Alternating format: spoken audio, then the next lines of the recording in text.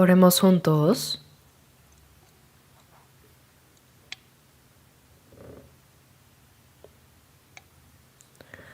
Nuestro Dios Padre misericordioso que nos amas. Nosotros que habíamos alejado de ti y caminábamos en pecado, merecíamos recibir tu ira y juicio. Pero por tu gran amor con el que nos amaste, el Señor Jesús tomó la maldición y el juicio que nosotros debíamos recibir, y con su preciosa sangre derramada limpió nuestros pecados para siempre, e hizo que no recibiéramos más el juicio y la maldición. Nos salvaste por esa gran gracia, y te damos gracias por esto, Señor. En esta hora nosotros, que hemos sido redimidos por la preciosa sangre del Señor, estamos reunidos ante ti para alabar tu gran amor y gracia, para aprender tu palabra y tener comunión con el Señor en esta santa congregación de los salvos. Te damos gracias, Padre, porque creemos que ahora en este momento también el Señor está entre nosotros. Por favor, cuida a cada uno de nosotros y sosténnos más con tu mano misericordiosa, oh Dios, y con el amor del Señor, su palabra y el poder del Espíritu Santo, sosténnos más para que podamos vivir sin vergüenza como hijos de Dios. Señor, edifícanos más completamente para que en el resto de nuestras vidas podamos ser guiados a vivir dignamente como hijos de Dios. Y si hay alguien entre nosotros que aún no ha comprendido verdaderamente el amor de Dios, abre su corazón para que pueda entender realmente el grande y maravilloso amor y gracia de Dios, y recibir juntamente con nosotros esta vida eterna y la esperanza. Señor, concede tu gracia a nuestras iglesias en todo el país y a las muchas iglesias en el mundo, a todos nuestros hermanos que guardan la fe y predican el Evangelio aun en medio de las dificultades. Acompáñalos con tu palabra y el poder del Espíritu Santo para que testifiquen valientemente tu Evangelio y para que guíen a muchas almas perdidas ante el Señor para que sean salvadas. Haz que la gran obra de Dios se cumpla a través de nosotros. Señor, que nos das la palabra que necesitamos en cada momento oportuno y que nos enseñas el camino a seguir, también en este momento haznos entender y conocer más la palabra del Señor y tu santa voluntad que deseas revelarnos. Y con tu palabra y el poder del Espíritu Santo, sosténnos más para que en el resto de nuestras vidas no nos falte nada para vivir conforme a tu santa voluntad y palabra. Te pedimos que nos guíes, Padre. Todo esto hemos orado en el nombre de nuestro Señor Jesucristo. Amén. Busquemos juntos en la Biblia Salmo capítulo 1.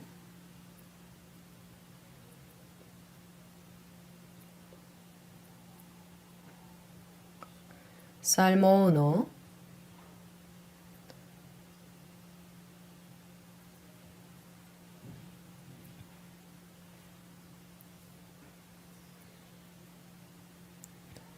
Salmo 1, desde versículo 1 hasta el 6. Leamos juntos lentamente.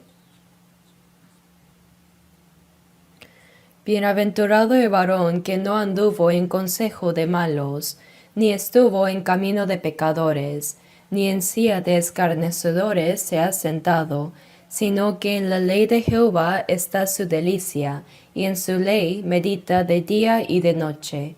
Será como árbol plantado junto a corrientes de aguas, que da su fruto en su tiempo y su hoja no cae, y todo lo que hace prosperará. No así los malos, que son como el tamo que arrebata el viento. Por tanto, no se levantarán los malos en el juicio, ni los pecadores en la congregación de los justos. Porque Jehová conoce el camino de los justos, mas la senda de los malos perecerá.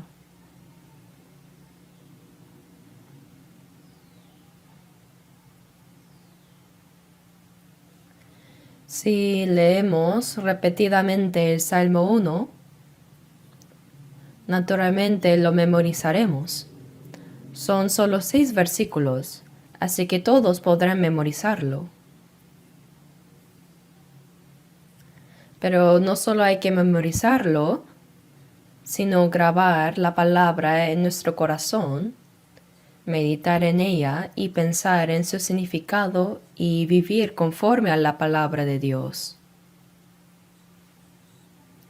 Ahora, en los Salmos podemos ver que hay muchas oraciones, confesiones y testimonios, y también palabras que revelan la voluntad de nuestro Dios. Pienso que la mayoría de los salmos fueron escritos por David, quien es el primer rey de Israel.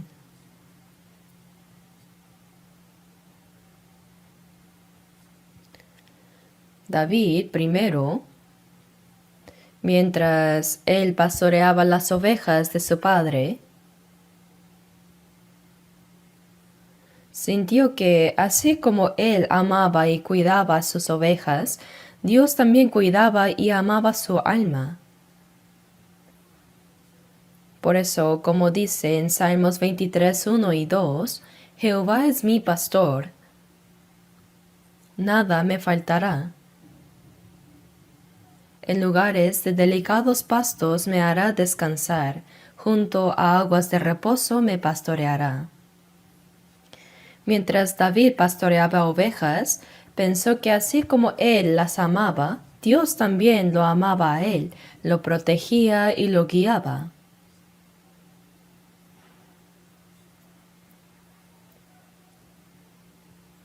Y cada vez que venía un león, un oso o un lobo y tomaba algún cordero de la manada, David no se huía, sino que salía tras él y lo hería. Y de esa manera dice que libraba los corderos de la boca del león. No solo Sansón luchó contra leones, sino que este joven David también luchó contra los animales feroces y venció, porque Dios lo protegió. Y más tarde, cuando David salió al campo de batalla y el general filisteo Goliat blasfemó y se burló contra Dios e Israel, él se fue a ver al rey Saúl y David le dijo: yo lucharé contra ese Goliat. David todavía era un joven, era aún un muchacho, mientras que Goliat era un gran general desde hace mucho tiempo. Y era un gigante, era una persona que parecía un monstruo. Era extremadamente alto y tenía 6 dedos en las manos y 6 dedos en los pies. Era una persona que parecía un monstruo. Y el escudo que llevaba enfrente era grande como una puerta. Así que el pueblo de Goliat temblaba ante él, y nadie se atrevía a pelear contra él. Pero David le dijo al rey Saúl: ese tal Goliat se atreve a blasfemar contra el ejército de Dios. Yo lucharé contra él. Qué asombrosa fue su disposición, ¿no? Entonces el rey Saúl le dijo: hijo, tú no. Tu valor es admirable, pero tú no podrás ir.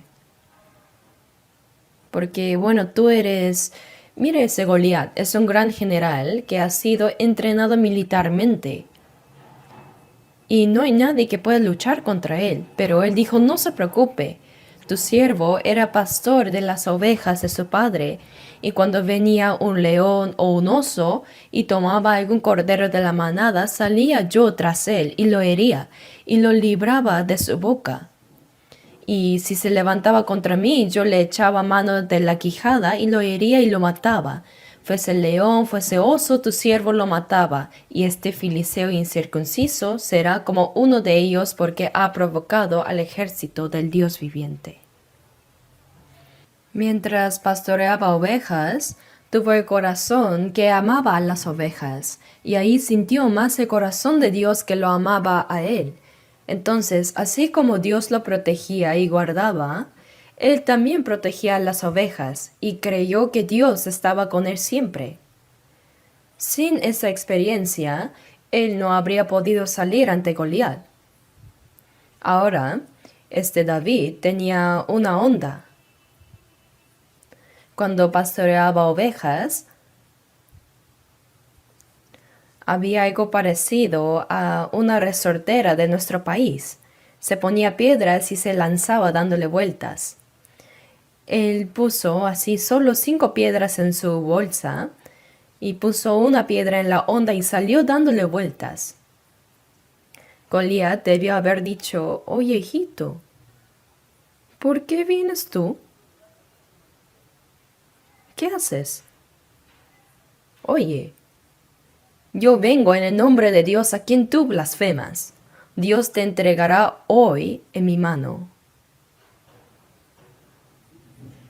Dios te entregará hoy en mi mano, dijo. Goliat se quedó tan perplejo. ¿De verdad? ¿No hay nadie más que pueda luchar? Ahora envían a un niño. Pero este tipo es muy atrevido. Hoy te voy a despedazar y te daré como comida a las aves del cielo. Sí, pues, eso no tenía sentido.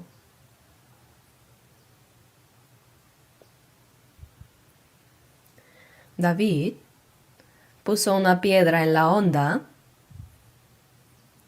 y salió dándole vueltas.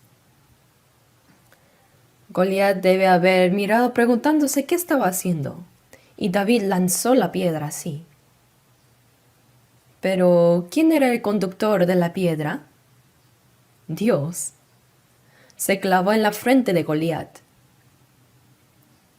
Por muy gigante que Goliat fuera, ¿podría resistir una piedra clavada en la frente? Cayó hacia atrás. Como David no tenía espada en su mano, corrió, sacó el cuchillo de Goliat y le cortó el cuello. Mató a Goliat así. Fue algo asombroso. Ese día Israel tuvo una gran victoria. La victoria de David se convirtió en la victoria de Israel. Probablemente todo el país se alteró de este asunto. Así que después, David se convirtió en un rey de Israel. Por supuesto, David también fue una sombra del Cristo que habría de venir. Mientras ese David pastoreaba ovejas, compuso muchos poemas. También tocaba instrumentos musicales y cantaba. Por eso muchos de los poemas en los Salmos fueron escritos por David. Son salmos, poemas.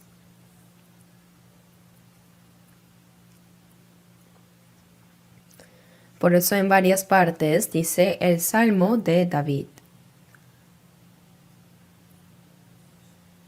A través de las palabras registradas en este libro, vamos a aprender juntos las enseñanzas que nos dan los salmos. En cuanto al contenido de los salmos, ya mencioné la parte inicial, el capítulo 1, pero hoy quisiera que veamos el capítulo más largo de salmos, que es el Salmo 119. Por eso la vez pasada también hablé un poco sobre las palabras del capítulo 119 y veámoslo de nuevo brevemente. Salmo 119, versículo 92.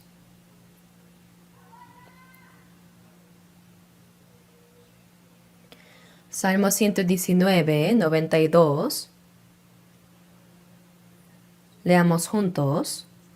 Si tu ley no hubiese sido mi delicia, ya en mi aflicción hubiera perecido.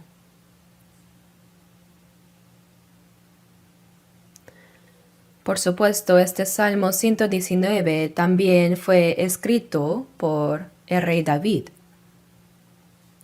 David se convirtió en rey de Israel, pero en su vida hubo muchas aflicciones. Por supuesto, hubo cosas por las que David fue disciplinado por hacer mal ante Dios. Pero Dios le dio muchas pruebas para entrenarlo.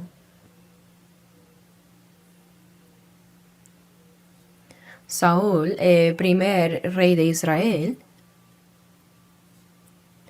sí era el rey. Pero un día escuchó a las mujeres israelitas cantar. Saúl hirió a sus miles y David a sus 10,000. O sea, a David dieron 10,000 y a mí miles. No le falta más que el reino, dijo. Sintió celos y sintió amenaza, la amenaza de que David le quitaría su trono. Entonces, por esto, desde ese momento Saúl vigiló a David y trató de matarlo. Varias veces le tiró lanzas y continuamente lo persiguió tratando de matarlo. Así que huyéndose de Saúl, David fue perseguido por aquí y allá. Y a veces tuvo que refugiarse del lado de los filisteos, que eran enemigos de Israel. Sufrió realmente humillaciones y aflicciones impensables.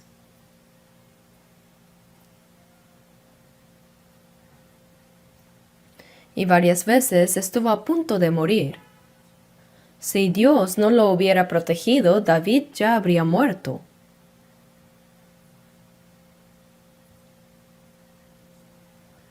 El rey Saúl movilizó su ejército continuamente y lo siguió tratando de matar a David. Hubo muchas aflicciones así. Eso está registrado en 1 de Samuel. Y después, Dios mató a Saúl y David se convirtió en rey de Israel y gobernó el país. Pero ¿qué pasó después? Un hijo de David, Absalón, su nombre es Absalón. Su nombre en coreano es el que debe ser aplastado. Su nombre es extraño, ¿no? Pero se dice que era extraordinariamente hermoso. Este Absalón, bueno, hay mucho que contar.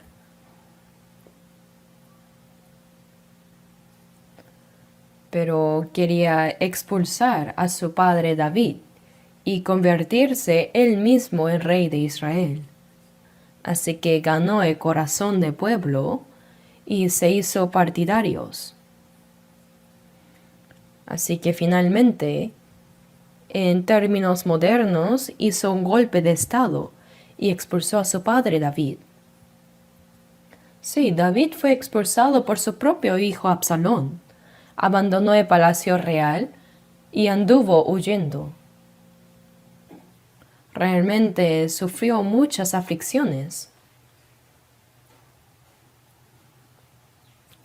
Por supuesto, después, Dios mató a Absalón en la guerra.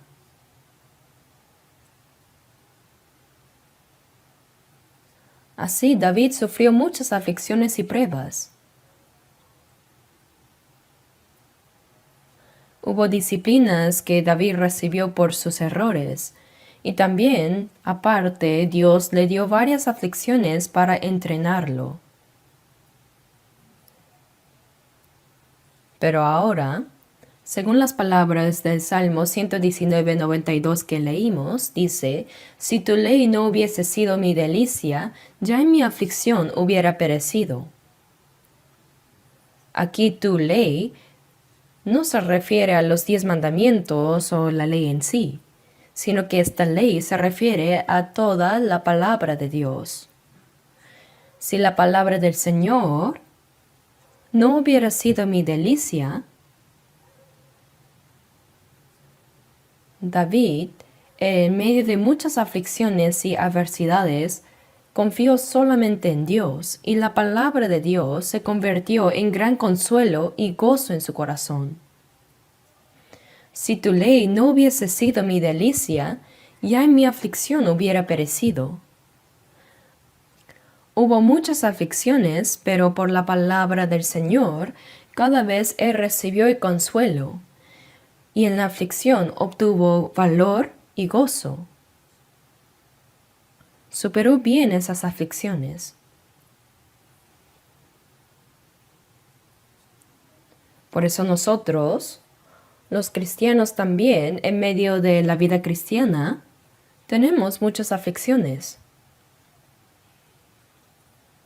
Hay disciplinas y pruebas que recibimos por hacer mal ante Dios, y también hay sufrimientos. En medio de la vida cristiana hay muchos sufrimientos. Pero aunque estemos en esas aflicciones, mientras leemos, escuchamos y memorizamos la palabra de Dios, esa palabra se convierte en nuestro consuelo y gozo en el corazón. Y nos da la nueva valentía para vencer esas aflicciones. Si tu ley, tu palabra, no hubiese sido mi delicia, ya en mi aflicción hubiera perecido. No es que los cristianos no tengan aflicciones, sino que sí las tienen muchas. Pero por la fe en que el Señor está con nosotros y las palabras que el Señor ha dicho, aunque Dios no es visible a nuestros ojos, están las palabras que Dios ha prometido. Por esas palabras recibimos gran consuelo. Ellas se convierten en nuestro gozo y obtenemos valor para vencer todas las cosas. Y esas palabras ayudan a que nuestros pasos de fe que siguen al Señor no tropiecen. Por eso la palabra del Señor, la ley del Señor, si ella no hubiese sido mi delicia, ya en mi aflicción hubiera perecido, dice. Así nosotros también tenemos el mismo corazón, ¿verdad? Aunque hay muchas aflicciones y dificultades, recibiendo consuelo, gozo y valor de la palabra del Señor, creyendo que Dios está con nosotros, podemos vencer todo. Por eso, aún en la aflicción, confiamos en Dios y guardamos la palabra de Dios. Veamos también Salmos 119:93, versículos 93 y 4. Nunca jamás me olvidaré de tus mandamientos, porque con ellos me has vivificado. Tuyo soy yo, sálvame. Dice, nunca más me olvidaré de tus mandamientos. Esta es la palabra del Señor. A veces se dice ley o en otros tiempos mandamientos, la palabra de Dios, esa palabra que nos enseña el camino que debemos seguir. Nunca jamás me olvidaré de tus mandamientos, porque con ellos me has vivificado. Nosotros recibimos la salvación del alma al conocer el amor y la gracia de Dios a través de su palabra. Y aún después de ser salvos, en medio de muchas pruebas y aflicciones, Podemos creer por medio de la palabra que Dios está con nosotros y nos ayuda.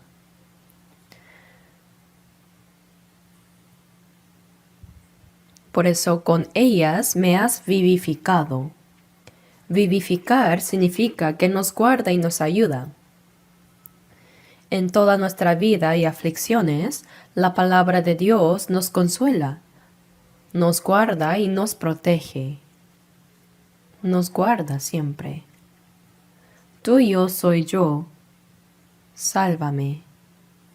David dijo, yo soy del Señor.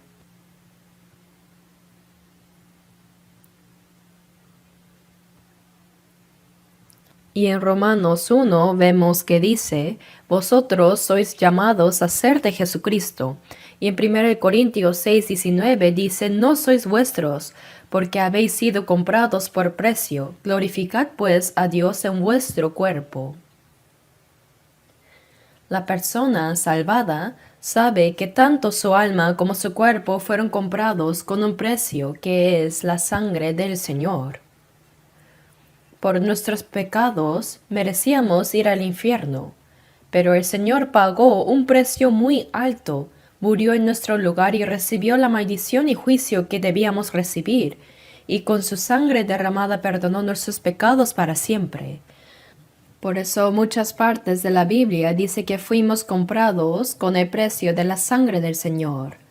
No sois vuestros, porque habéis sido comprados por precio. Ahora mi alma, mi cuerpo y toda mi vida fue comprada y redimida con la sangre del Señor, así que soy del Señor.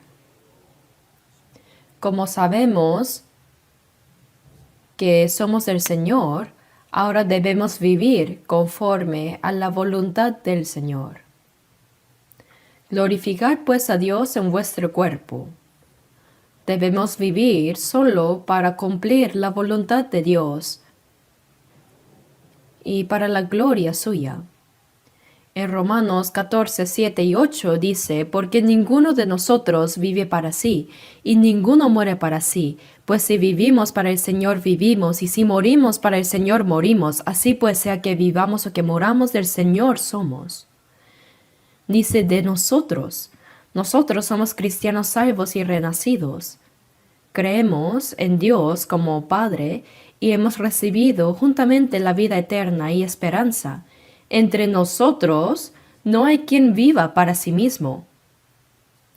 Dice, y ninguno muere para sí. ¿Es correcto? ¿Sí?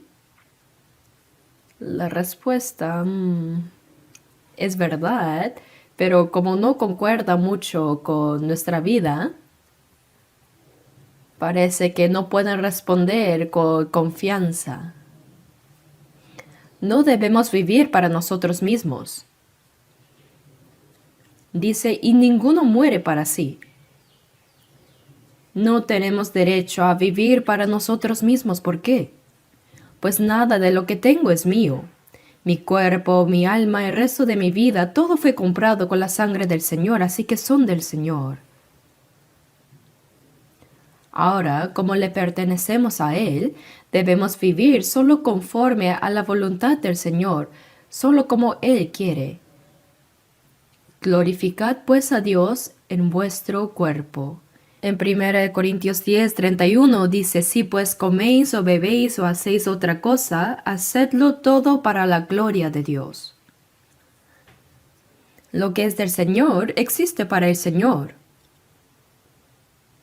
Por eso si vivimos, para el Señor vivimos, y si morimos, para el Señor morimos.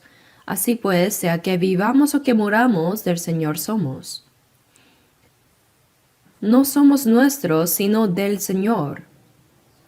Por eso no tenemos derecho a vivir para nosotros mismos, ni tenemos libertad para morir por nosotros. Santiago 4:15 dice, si el Señor quiere, viviremos y haremos esto o aquello. Si es la voluntad del Señor, también moriremos.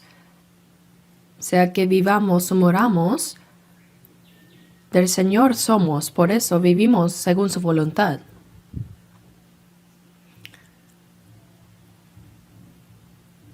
Por eso en Juan 17:10 Vemos que en la larga oración que Jesús hizo a Dios la noche antes de que muriera en la cruz, Él dijo, y todo lo mío es tuyo, y lo tuyo es mío.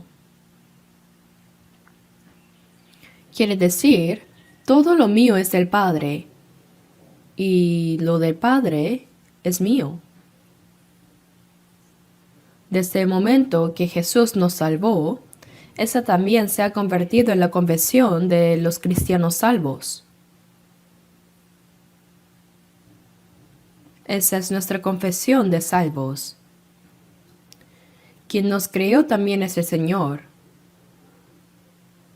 Quien nos dio el alma creada a la imagen de Dios también es Dios.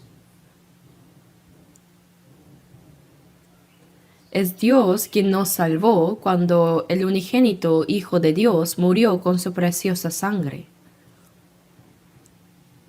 Así nada de lo que tengo es mío. Mi cuerpo, mi alma, mi juventud, toda mi vida son únicamente del Señor. Existo solo para el Señor. No es solo decir con la boca soy del Señor. 1 Corintios 7:23 dice, por precio fuisteis comprados. No os hagáis esclavos de los hombres. Dice por alto precio. Otras versiones dice así. ¿Por cuán alto precio fuimos comprados? En 1 de Pedro 1:18 dice, no con cosas corruptibles como oro o plata, sino con la preciosa sangre de Cristo, que no se corrompe ni se deshace y que es más valiosa que el oro. Realmente, el Hijo unigénito de Dios entregó su vida y derramó toda su preciosa sangre para poder salvarnos. Entonces, de verdad, ¿cuán alto es el precio con el que nos compró? Como nos compró con un precio tan caro, ahora ya no debemos ser esclavos. No soy esclavo mío ni de nadie más ni de pecado, sino que soy siervo de Jesucristo. Nosotros, conforme a la palabra que está aquí en Salmos, somos del Señor. Soy del Señor. Debo hacer esta confesión. Quien pueda confesar esto, ahora debe vivir como corresponde al Señor. No tengo libertad para vivir para mí mismo, ni tengo derecho a morir para mí. Ahora, si el Señor quiere, viviremos y haremos esto o aquello. Si es la voluntad del Señor, también moriremos. Es decir, todo existe solamente para la gloria del Señor. Por eso, ahora esta fe, conforme a esta palabra en Salmo,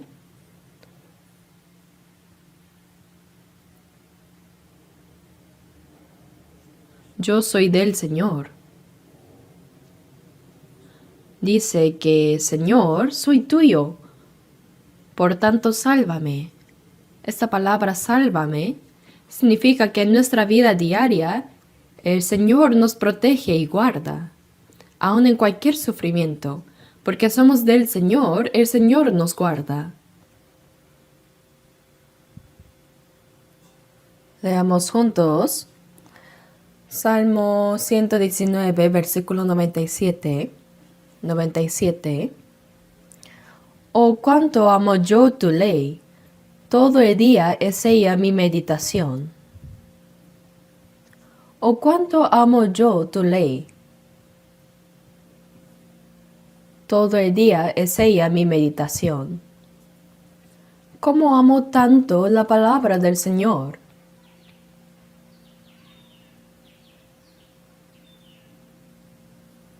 Dios no se ve. Juan 1:1 dice que en el principio era el verbo y el verbo era Dios. Que amemos la palabra significa que amamos al Señor. Oh, cuánto amo yo tu ley. Anhelo y amo la palabra del Señor. Todo el día es ella mi meditación. ¿Qué significa meditar todo el día? No significa solo pensar en esa palabra, sino más que solo pensar, quiere decir atesorarla en el corazón y vivir acoplando mi corazón y mi vida a la palabra.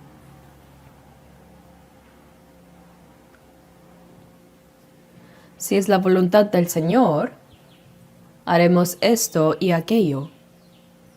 Por más que yo quiera hacer mucho algo, si no es la voluntad del Señor, no lo hago. Eso es amar la palabra del Señor, que es igual que amar a Dios. Todo el día es ella mi meditación. Meditar significa que se la graba en el corazón. Continuamente la guarda en el corazón y en la vida.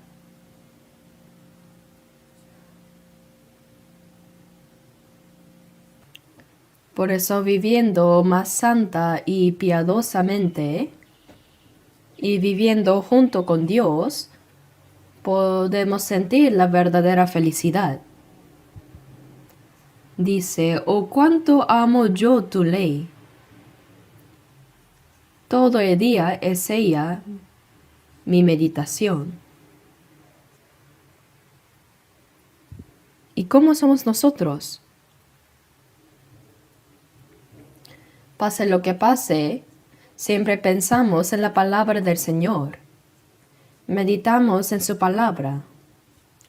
También en el Salmo 1 dice, bienaventurado el varón que no anduvo en consejo de malos, ni estuvo en camino de pecadores, ni en silla de escarnecedores se ha sentado, sino que en la ley de Jehová está su delicia, y en su ley medita de día y de noche. Meditar de día y de noche se refiere a todo el día sin importar qué esté haciendo, o que esté despierto o durmiendo, siempre piensa en la palabra del Señor. Mi corazón está lleno de la palabra del Señor. David realmente era así. Y cuando nosotros también hacemos eso, nuestra vida se santifica y podremos llevar una vida piadosa. La vida piadosa es una que teme a Dios y eso será nuestra verdadera felicidad. Eso es anhelar, amar y acercarse a la palabra del Señor. De esta manera la palabra nos guiará. Leamos juntos nuevamente el Salmo 119, versículo 103. 103, leamos juntos. Cuán dulces son a mi paladar tus palabras, más que la miel a mi boca. David dijo, cuán dulces son a mi paladar tus palabras, más que la miel a mi boca.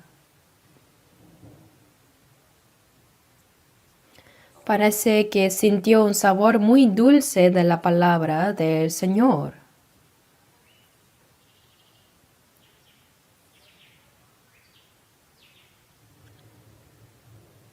A una persona que nunca ha probado la miel, por más que le digan que la miel es muy sabrosa, no lo entendería. Es dulce, ¿no? Pero para uno que sí la ha probado, no habrá nada más dulce que la miel. Cuán dulces son a mi paladar tus palabras, más que la miel a mi boca. Es mucho más dulce que la miel y me alegra. Por eso David está asombrado y admirado por ese sabor dulce.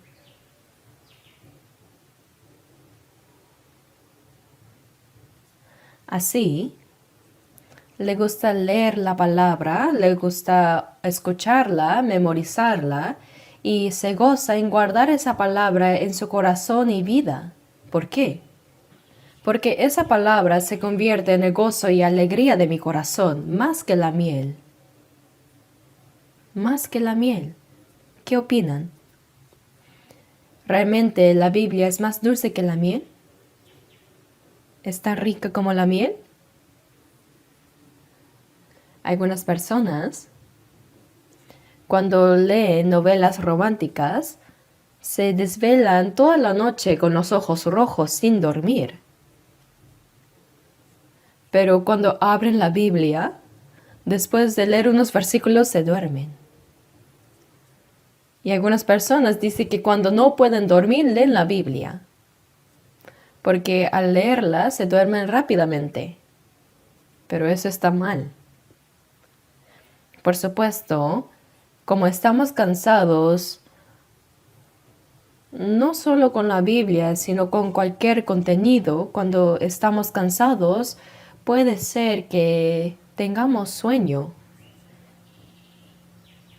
Pero si llegamos a probar el sabor de la palabra de Dios, realmente no sentimos pasar el tiempo.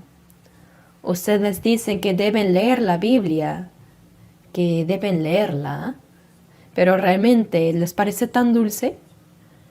Como la comida es sabrosa, la palabra de Dios debe también ser sabrosa. Es más dulce que la miel.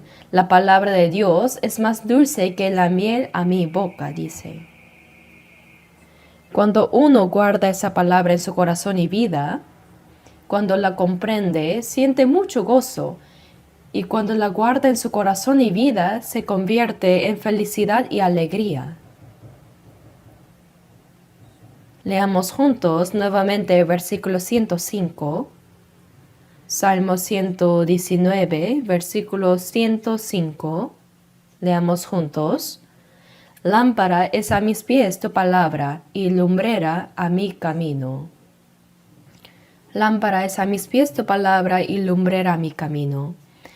David dijo que la palabra del Señor era lámpara a sus pies y lumbrera a su camino. En la noche oscura, sin lámpara no se puede encontrar el camino, ¿no?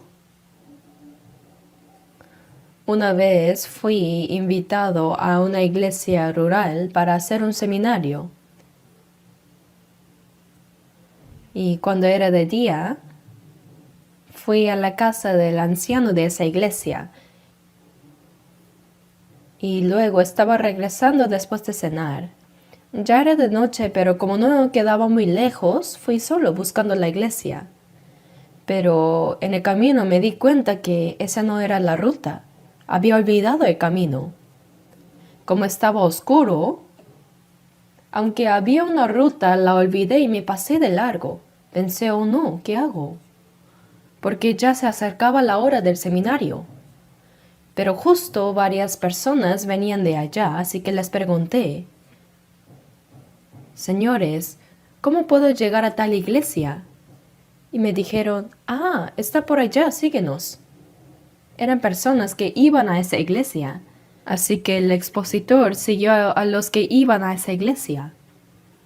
Pensándolo bien, la razón por la que me había perdido era porque no había lámpara.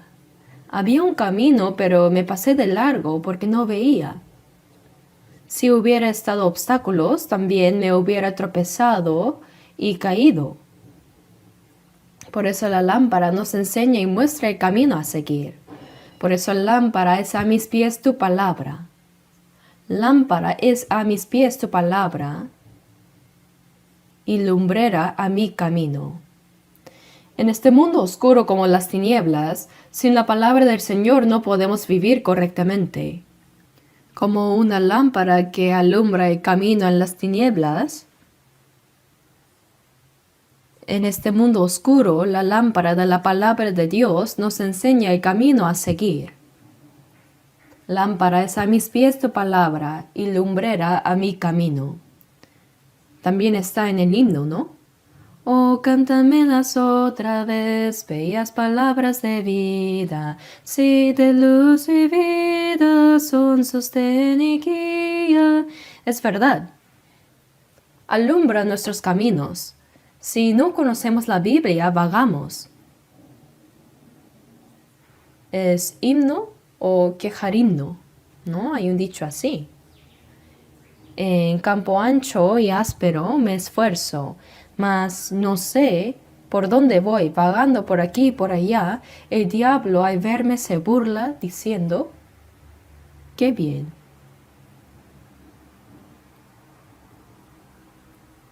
O sea, si no conocemos la palabra de Dios, somos como vagabundos que van de aquí para allá sin encontrar el camino en un campo áspero y ancho. La palabra de Dios claramente nos muestra el camino a seguir. Nos enseña qué es vivir para la voluntad, el plan y la gloria de Dios. Por eso su palabra es lámpara a mis pies y lumbrera a mi camino.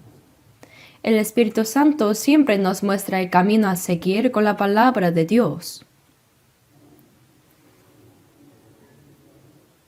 La vida cristiana no es solo ir y venir a la iglesia como costumbre. No es solo cantar himnos, orar juntos, dar ofrendas, saludar y despedir a los hermanos y así sucesivamente. No es eso. ¿Qué es la iglesia? Al ver el término iglesia con la letra china, significa enseñar y reunirse. Nos reunimos para recibir la enseñanza por medio de la palabra de Dios. Cada vez que nos reunimos, Dios y el Espíritu Santo nos enseñan el camino a seguir.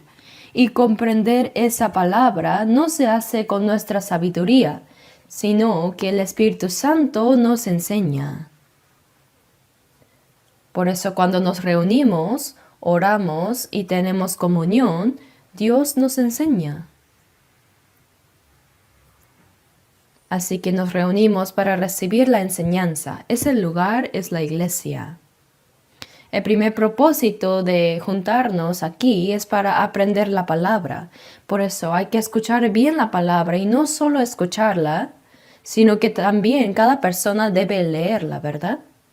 Apocalipsis 1:3 dice, bienaventurado el que lee y los que oyen las palabras de esta profecía y guardan las cosas en ella escritas porque el tiempo está cerca. Leer y oír se refiere a aprender. El que escucha y guarda lo que está escrito en su corazón y vida, esa persona es bienaventurada. Por eso en Salmo 32:8 dice, te haré entender y te enseñaré el camino en que debes andar. Sobre ti fijaré mis ojos, dice. El Señor nos enseña el camino en que debemos andar y mira si vamos o no por ahí. Yo una vez, antes en Jeju, en Songwipo, fui a buscar a alguien y pregunté por el camino. Entonces una señora me dijo, vaya derecho y luego siga así. Pero yendo apareció un callejón y como no sabía bien miraba de un lado a otro. Y entonces dijo, no por ahí, vaya por acá. Me enseñó el camino y estaba viendo si yo iba bien o no. Qué tan amable, ¿no? Así el Señor nos enseña el camino a seguir y nos observa y disciplina. Observa si vamos o no por ese camino y si no vamos, nos reprocha y reprende.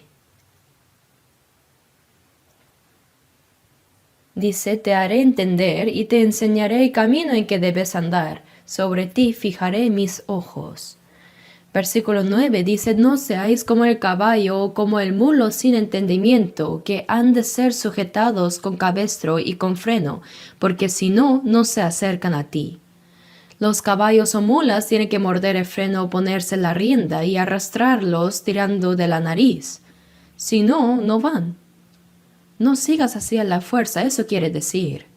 No seáis como el caballo o como el mulo sin entendimiento. Si no va obedientemente, Dios va a poner un freno y rienda, ¿saben?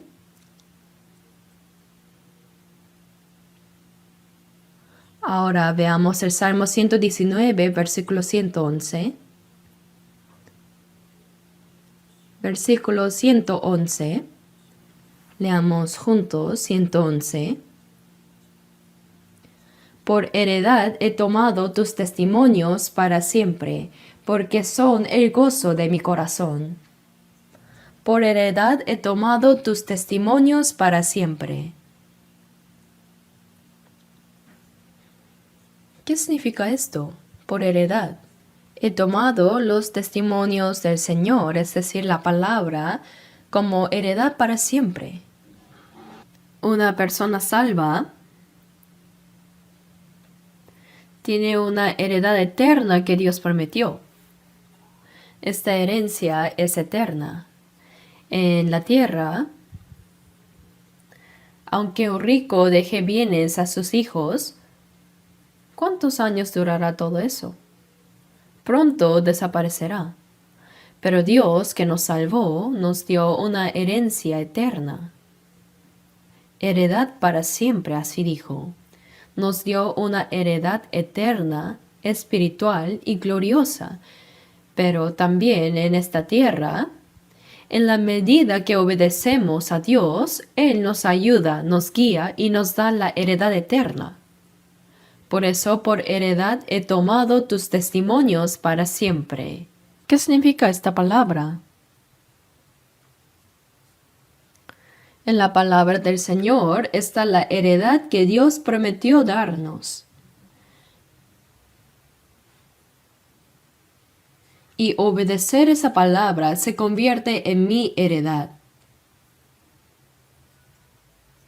Por eso dice, por heredad he tomado tus testimonios para siempre, porque son el gozo de mi corazón. Nosotros, los cristianos salvos, no tenemos verdadera heredad en esta tierra. No hay heredad eterna. Aunque seamos pobres, es por un poco de tiempo. Y aunque seamos ricos, también es por un momento nada más.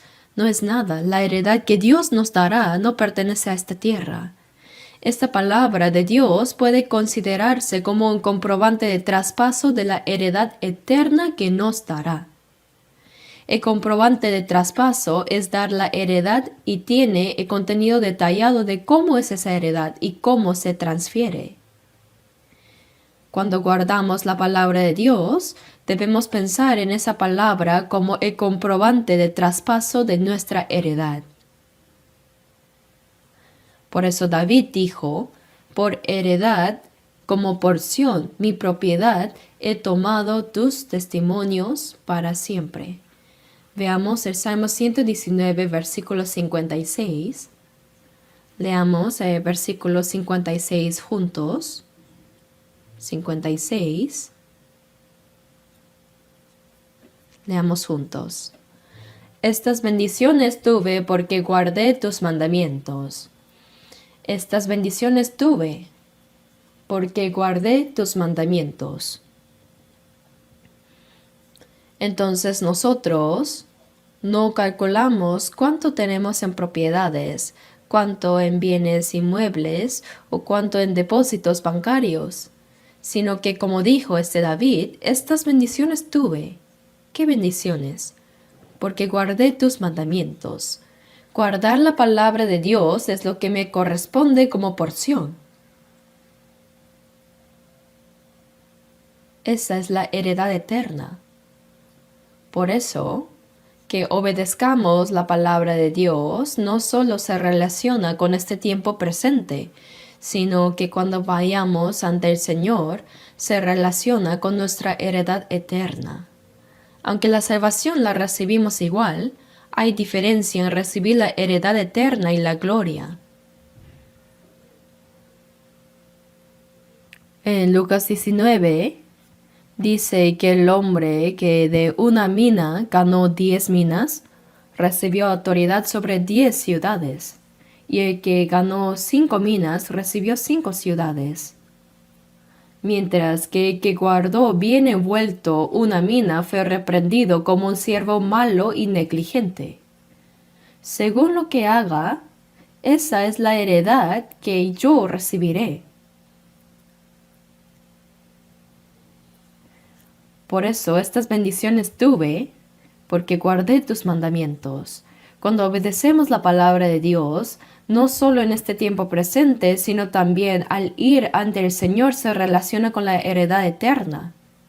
En Apocalipsis 22, 12 dice, He aquí yo vengo pronto, para recompensar a cada uno según sea su obra. A cada uno según sea su obra. También en Mateo 16:27 dice que cuando venga pagará a cada uno conforme a sus obras. Por tanto, obedecer la palabra de Dios es mi posesión. Es mi ganancia, es mi propiedad. No hay que pensar solo en cómo multiplicar e incrementar mucho las propiedades materiales, sino que debemos saber que la vida de obediencia a la palabra de Dios, esa es mi posesión. ¿Por qué? Porque la persona que vive bien la vida de obediencia es rica espiritualmente. Es una persona que posee la heredad eterna.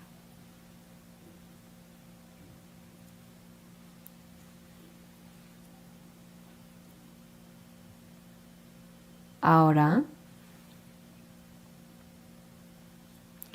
veamos el Salmo 119, versículo 133.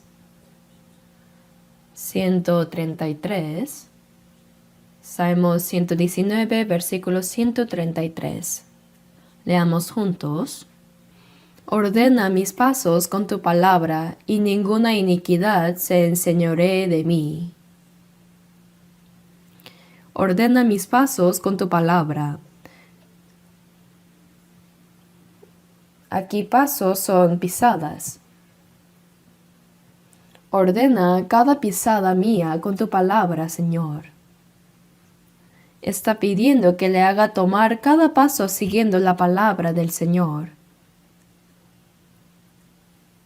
En inglés dice, order my steps.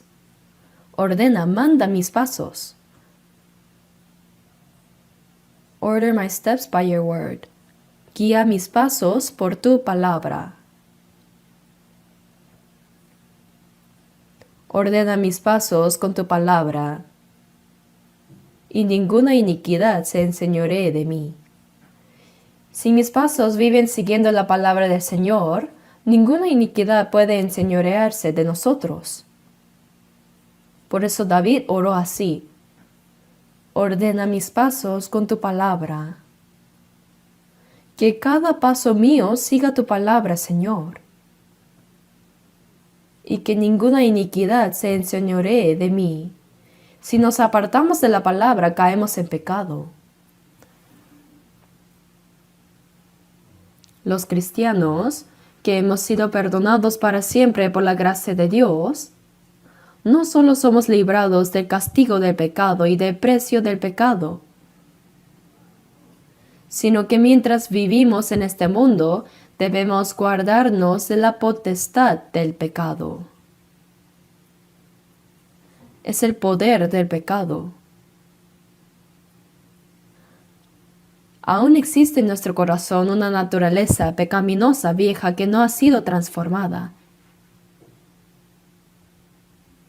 Esa es la potestad del pecado y en cualquier momento podemos volver a andar en el pecado. Es la naturaleza pecaminosa. Además, hay muchas tentaciones en este mundo. El diablo no nos deja tranquilos porque somos salvos. Aunque él no pueda quitarnos la salvación, sí trata de impedir que llevemos una vida de fe. A veces nos pone malos amigos al lado o nos da alguna tentación del mundo. Esa es la potestad del pecado. Jesús nos enseñó a orar para ser guardados de todo ese poder de pecado. Dijo, y no nos metas en tentación. Nosotros que somos salvos, también podemos pasar por muchas pruebas. Incluso Jesús fue tentado por el diablo, ¿verdad? Él venció las 3 tentaciones con la palabra, pero eso no fue el final, sino que aun cuando estaba en la cruz, el diablo vino y le dijo, si eres el Hijo de Dios, desciende de la cruz. Dijeron, entonces creeremos en ti. Pero si Jesús le hubiera hecho caso, y si se hubiera bajado de la cruz diciendo, véanlo, entonces habría fracasado completamente en cumplir la obra de la salvación. Debemos vencer cualquier tentación del diablo. El diablo nos tienta sin cesar. Tiene pruebas a causa de esta naturaleza que no ha sido transformada a través de personas y a través de diversas tentaciones del diablo. Por eso debemos esforzarnos siempre por vencerlas, hermanos. Tenemos que orar fervientemente. No basta con alegrarnos solo porque hemos recibido el perdón de pecados, sino que debemos orar para que podamos vencer la potestad de pecado que nos acerca continuamente, ¿verdad? ¿Estaría bien que una persona perdonada para siempre viva arrastrada por el pecado? No está bien. Por eso debemos anhelar y orar con sinceridad para andar correctamente por el camino que Dios ha determinado para nosotros. En Salmo 37:23 dice: Por Jehová son ordenados los pasos del hombre, y él aprueba su camino. Dios ordena los pasos del hombre, es decir, de la persona salva, del cristiano. Cuando uno recibe la salvación, Dios ya determina el camino que ha de seguir hasta venir ante Él. Él ha ordenado los pasos del hombre, ha determinado el camino por el que debe andar y observa si vamos bien por ese camino o no y se complace en que andemos por él. Y Él aprueba su camino. Y ninguna iniquidad se enseñoree de mí. De esta manera podremos vencer cualquier prueba o tentación. Oramos para que el pecado no se enseñoree de mí, que no gobierne sobre mí el pecado. Si alguien ha sido salvo, ha recibido el perdón de sus pecados, entonces ¿está bien que viva arrastrado por el pecado? No, ¿verdad? Bueno, ya que he sido perdonado para siempre, no iré al infierno al menos. Si alguien piensa de esta manera, debería examinar si realmente es salvo o no. Si realmente lo es, entonces debe vivir conforme a la voluntad de Dios. Vamos a leer un momento el Salmo 119, versículo 147. Versículo 147 y 148. Leámoslo juntos. Me anticipé al alba y clamé, esperé en tu palabra. Se anticiparon mis ojos a las vigilias de la noche para meditar en tus mandatos. Aquí está la confesión de David. Me anticipé al alba y clamé. Antes del alba, antes del amanecer significa, incluso despertándose en la madrugada clamaba a Dios. Le daba gracias a Dios y oraba fervientemente. Dice, me anticipé al alba y clamé, esperé en tu palabra. Él anheló profundamente la palabra. Se anticiparon mis ojos a las vigilias de la noche para meditar en tus mandatos. Quiere decir que para meditar en su palabra se despertaba aún en la noche. Se anticiparon mis ojos a las vigilias de la noche. Miren cuánto anhelaba David la palabra del Señor. Incluso mientras dormía, se despertaba para meditar en la palabra de Dios. Para darle gracias se despertaba. También para orar y meditar en su palabra.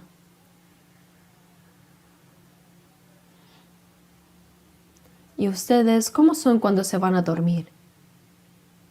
En la noche, ¿qué hacen antes de dormir? ¿Intentan meditar en la palabra? Recordar lo que han aprendido y repasar en su mente los versículos que puedan memorizar. Eso es meditar. Guardar eso en el corazón es meditar. Salmo 1:2 dice, sino que en la ley de Jehová está su delicia, y en su ley medita de día y de noche.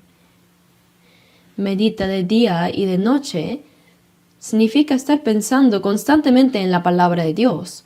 Cuando yo tengo que predicar los domingos, durante toda la semana tengo que preparar y reflexionar sobre el mensaje que voy a compartir.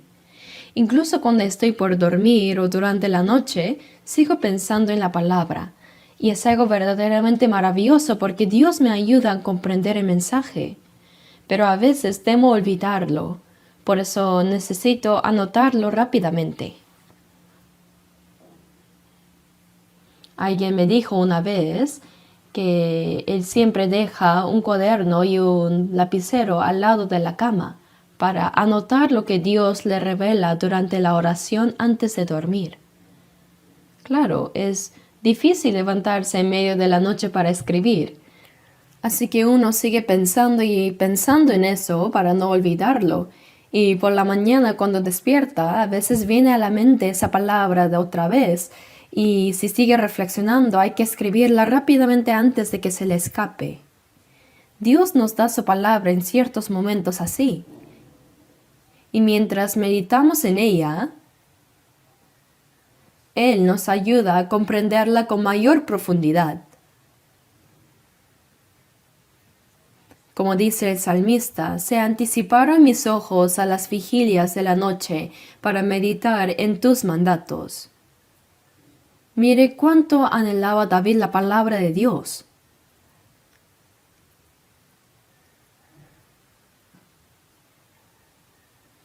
En los versículos 145, 146 y 147 del Salmo 119 aparece 3 veces seguidas la expresión clamé.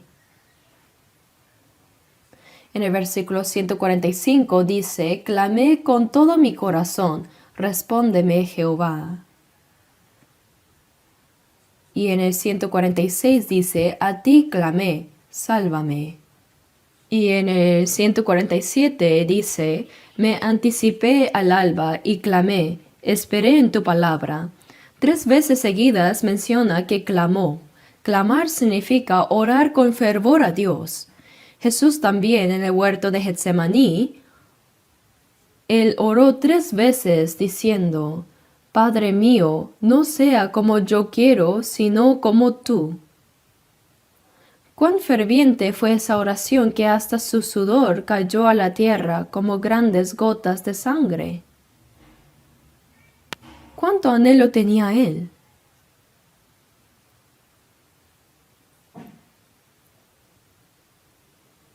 Jesús tenía el mismo cuerpo humano que nosotros. Sentía cansancio, sed, hambre, tristeza, incluso lloró algunas veces. Y cuando tenía dolor físico, también lo sentía intensamente, igual que nosotros. Pero la cruz es la máxima vergüenza y el mayor sufrimiento que un ser humano puede recibir. El Hijo unigénito de Dios sin pecado vino a este mundo. Él nunca cometió pecado. Fue quien guardó completamente la ley que nosotros no podemos guardar. Sin embargo, Él recibió la sentencia de muerte como si fuera el más miserable pecador de todos.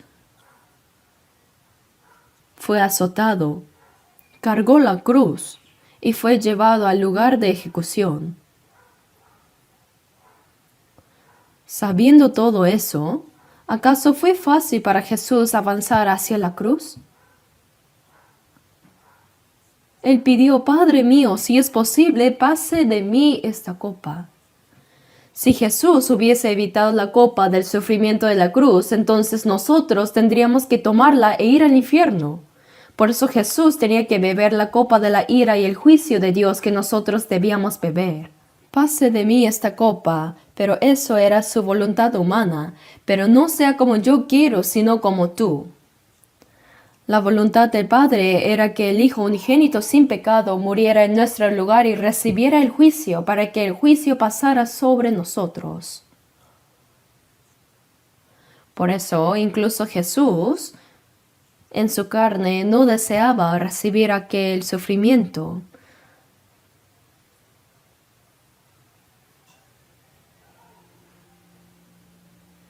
Por esa razón dijo, no sea como yo quiero, sino como tú. Someter su propia voluntad a la del Padre fue muy difícil. Lo dijo 3 veces. Tenemos una iglesia en la provincia de Cholalando. Creo que muchos saben, pero como había muchos miembros allá, era necesario construir un nuevo templo, pero no tenían terreno. Así que salieron a buscar terreno y justo un diácono tenía un campo de arroz bastante grande que era un terreno edificable tras una reorganización de zonas. Era un terreno muy bueno. Era excelente. Pero la iglesia, sin tener mucho dinero, salió a buscar un lugar para construir el templo. Entonces, ¿habría sentido paz este diácono? Era natural que se lo entregara el Señor, pero él era muy tacaño. A su le dolía mucho, dice. Tanto fue su sufrimiento interior que terminó hospitalizado. De verdad.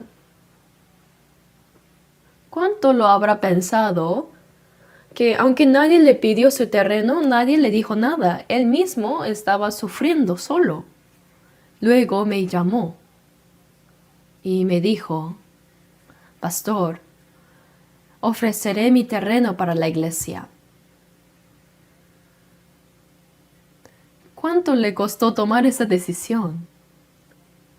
Le respondí, por eso gracias. Y ahí se construyó el templo. ¿Quieren saber dónde es? ¿Quieren saber? Es la iglesia de Suncheon. Y ese diácono ya está con el Señor. Realmente hizo lo correcto, ¿verdad? Hizo muy bien en ofrecerlo al Señor. Someter la propia voluntad y obedecer la voluntad de Dios realmente es muy difícil. Incluso Jesús, al orar diciendo, pero no sea como yo quiero, sino como tú, oró con tanta intensidad que su sudor se volvió como gotas de sangre. Es una lucha contra uno mismo. A veces, para rendirnos a la voluntad de Dios, debemos luchar contra nosotros mismos. Por eso hay que orar. No sea como yo quiero, sino como tú. Hay que orar fervientemente para vivir según la voluntad de Dios y así tener una verdadera comunión con Él.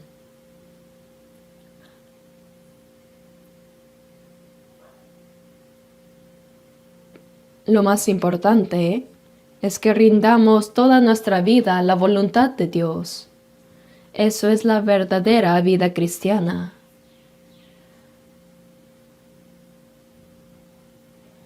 Muchos asisten fielmente a la iglesia, oran juntos, cantan himnos, dan sus ofrendas de manera apropiada y participan en la comunión.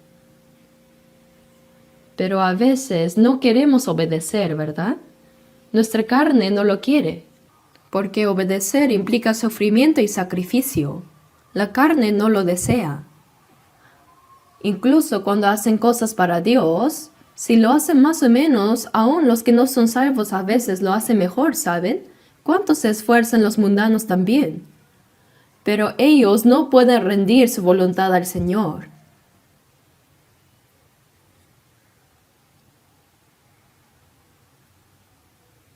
Por eso David dice que él se despertaba al alba para clamar a Dios, para meditar en su palabra y andar conforme a la voluntad de Dios, para poder recibir la fuerza de vivir conforme a la voluntad de Dios. Debemos hacer lo mismo. Hay que vencer la carne. La persona salva primero debe vencer en la lucha contra sí misma. En 1 de Pedro 2:11 dice que os abstengáis de los deseos carnales que batallan contra el alma. Dentro de nosotros hay deseos carnales, mientras que el alma desea obedecer la palabra de Dios, pero la carne no quiere hacerlo. Por eso debemos someter y vencer esos deseos carnales. Solo a través del Espíritu Santo podemos vencerlos. Eso es la vida cristiana y la vida victoriosa. Por eso dice, medita de día y de noche. Y también se anticiparon mis ojos a las vigilias de la noche para meditar en tus mandatos. Meditar no significa solo pensar pasivamente, sino vivir con el corazón, el pensamiento y las acciones centradas en la palabra de Dios. Toda vida que se esfuerza en practicar la palabra es una vida de meditación. Así debe ser la vida del cristiano. Vivir verdaderamente conforme a la voluntad de Dios. Como dijo David, estas bendiciones tuve porque guardé tus mandamientos. Aunque uno tenga muchas riquezas y posesiones en este mundo, si no guarda la palabra de Dios, es una persona pobre ante los ojos de Dios. Por eso en Lucas 12, versículo 20, Jesús dijo, pero Dios le dijo, necio, esta noche vienen a pedirte tu alma, y lo que has provisto, ¿de quién será? Así son las personas del mundo, pero incluso una persona salva podría vivir bien, pero ser pobre ante Dios. ¿Qué significa eso? Aquel que no guarda verdaderamente la palabra de Dios no es rico para con Dios. Esa persona no posee herencia eterna ante Dios. Estas bendiciones tuve porque guardé tus mandamientos. Si el Señor viniera hoy, ¿qué ocurriría? Se revelará completamente cómo hayamos vivido desde que fuimos salvos hasta el día en que estemos ante el Señor. 2 Corintios 5:10 dice, porque es necesario que todos nosotros comparezcamos ante el tribunal de Cristo, para que cada uno reciba según lo que haya hecho mientras estaba en el cuerpo, sea bueno o sea malo. Lo que se hace conforme a la voluntad del Señor es lo bueno y lo que no es malo. Vivir según la carne es lo malo y vivir según el Espíritu Santo es lo bueno. Vivir según la voluntad del Señor es lo bueno y no vivir así es lo malo. Seremos juzgados según las obras que hayamos hecho en el cuerpo, sean buenas o malas. Este es el tribunal de los cristianos. Las personas que no son salvas serán juzgadas por sus malas obras, y su castigo en el infierno será proporcional a sus pecados. Por otro lado, los cristianos salvos serán juzgados según cuánto hayan vivido conforme a la voluntad de Dios.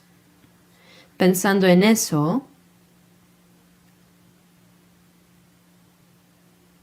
aunque seamos pobres en este mundo, debemos ser ricos para con Dios.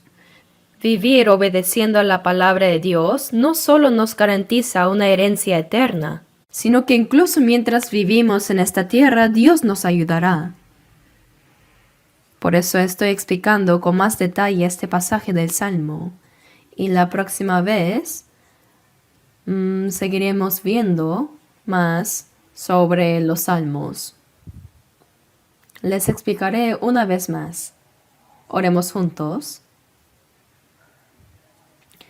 Nuestro Padre Dios misericordioso, Nosotros que vivíamos alejados de ti y en medio del pecado, como ovejas descarriadas, siguiendo los deseos de nuestra carne, merecíamos recibir tu ira y tu juicio. Pero gracias, Dios, a tu gran amor y asombrosa gracia, tú nos salvaste y nos diste vida eterna y una gloriosa esperanza. Te agradecemos por esa inmensa gracia. Todo el resto de nuestra vida, nuestro cuerpo y alma fueron comprados con la preciosa sangre de Cristo. Y ahora todo es para ti, Señor, sea que vivamos o que muramos, que todo sea para la gloria de Dios. Guárdanos para que no volvamos a seguir los deseos de la carne, ni que nuestro corazón sea atrapado por las vanidades del mundo, sino que siguiendo solamente tu santa palabra, ayúdanos a vivir para tu voluntad y gloria. Y cuando el Señor regrese pronto, anhelamos poder estar delante de ti sin vergüenza. Guía y gobierna nuestras vidas. Oramos en el nombre de nuestro Señor Jesucristo. Amén.